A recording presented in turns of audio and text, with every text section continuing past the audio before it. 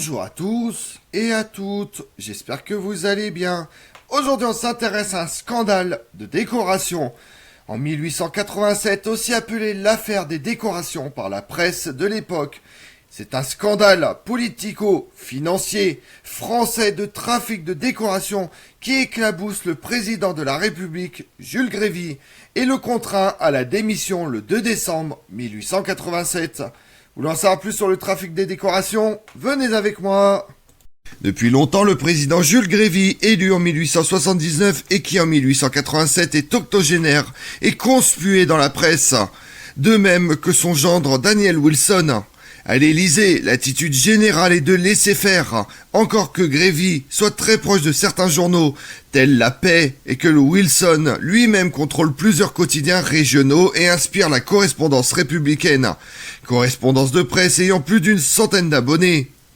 L'article du 19e siècle, qui met le feu aux poudres, ne cite pas le nom de Wilson, mais procède par allusion. La Légion d'honneur, à Lancan, le 2 décembre 1887, place de la Concorde, des centaines de personnes manifestent bruyamment depuis le matin devant l'Assemblée nationale. Il y a un peu de tout dans cette foule qui rassemble un drôle de mélange de socialistes, de nationalistes, de citoyens ordinaires. Vers 1h ou 2h de l'après-midi, un grand cri de joie éclate.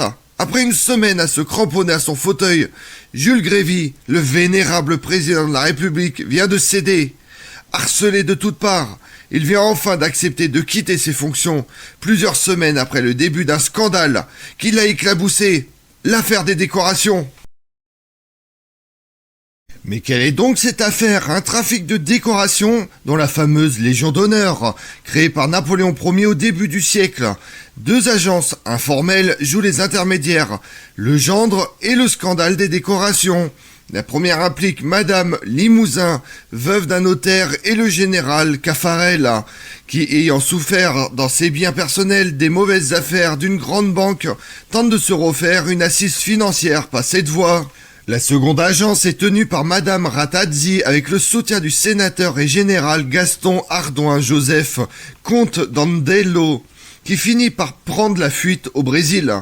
L'homme par qui le scandale est arrivé s'appelle Daniel Wilson, un député radical d'Indre-et-Loire, héritier cousu d'or, avériste de première, habitué de toutes les arnaques boursières, propriétaire de quelques imprimeries et de plusieurs journaux. Wilson touche à tout, ce qui rapporte. Un homme qui aime l'argent rapide, qui porte beau et qui a surtout le plaisir et l'avantage d'être le gendre de Jules Grévy, depuis qu'il a épousé sa fille Alice. À l'Élysée quelques années plus tôt. Ce lien familial ne va pas l'empêcher de mettre son beau-père dans un grand scandale. Profitant de son poste et de ses contacts, convaincu d'être intouchable, Wilson est depuis 6 ans le principal bénéficiaire d'un trafic original. Celui des décorations. Le principe est simple, contre de l'argent, des renseignements, des avantages ou des informations, Wilson joue de son influence pour assurer à ses clients la remise de toutes les médailles possibles et imaginables, à commencer par la plus prestigieuse de toutes, la Légion d'honneur. Monsieur Gendre, comme le surnomme la presse, facilite les démarches, donne des pots de vin, met de l'huile dans les rouages pour satisfaire ses clients, avec l'aide de quelques comparses, dont un général et une tenancière de bordel. Madame Limousin, dont les confortables divans ne servent pas qu'à soulager les hommes. On y achète et on y vend des médailles, récompenses et autres décorations. Mais comment les enquêteurs ont-ils eu vent de l'affaire? Une prostituée a dénoncé sa patronne, Madame Limousin, et un policier a été envoyé dans la maison close vérifier les rumeurs. Il s'est bien vu proposer une légion d'honneur contre 25 000 francs. Rapidement, un certain Louis-Charles Caffarel, sous-chef de l'état-major au ministère de la Guerre, tombe pour implication dans le scandale. Mais ce n'est pas la fin de l'histoire. L'affaire révélée par Alfred Capus dans Le Gaulois. Jadis, on était décoré content. Aujourd'hui, on n'est décoré que content. Et dévastatrice pour la jeune République née dans la douleur moins de 20 ans plus tôt. L'antiparlementarisme connaît une flambée, alimentée par une presse partagée entre amusement et colère, qui rebaptise ce joli système ministère des recommandations et des démarches. Les chansonniers se paient la tête de Jules Grévy, acculé, soupçonné et déjà condamné par une opinion publique qui ne peut croire qu'il ignorait tout.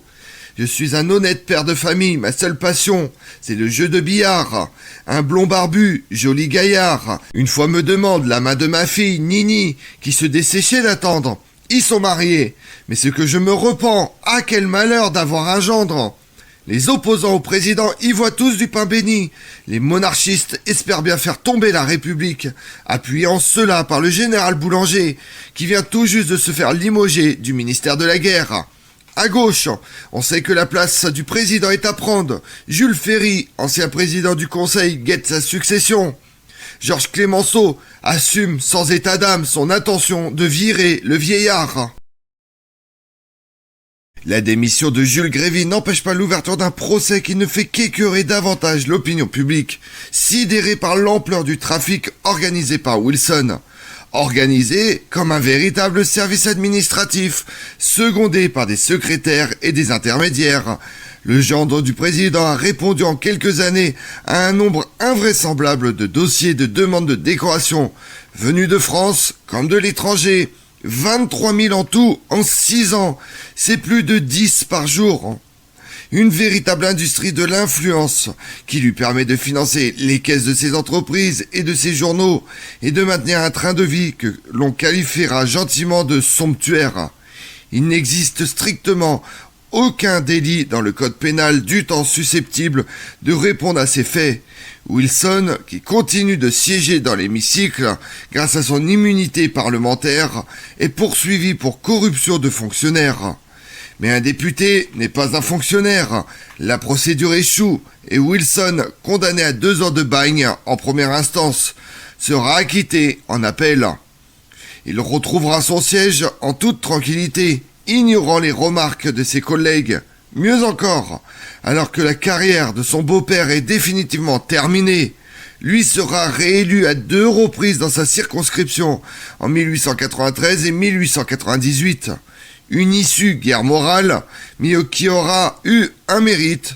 Face à la rage populaire, le législateur définira un délit pour désigner ce type de corruption, le trafic d'influence. Comme on l'a vu, le 8 octobre 1887, Albert-Édouard Portalis lance l'affaire des décorations. Le 2 décembre, le président de la République, Jules Grévy, démissionne. En effet, son gendre, Daniel Wilson, le mari de son unique enfant, Alice, est impliqué dans le scandale. Il aurait fait avancer les dossiers de postulants à la décoration de la Légion d'honneur. Grévy a beau défendre son gendre et s'efforcer de se trouver un président du Conseil après la démission du titulaire du poste, Maurice Rouvier, rien n'y fait. Acculé, il est contraint de démissionner. Je vous remercie d'avoir suivi cette vidéo en ma compagnie. Si vous voulez connaître mes autres vidéos, retrouvez-moi sur ma chaîne YouTube Tout sur l'Histoire avec Damien, mais également sur les réseaux sociaux, Twitter et Instagram, Histoire Damien. Et pensez à liker, commenter et vous abonner. Je vous remercie à tous.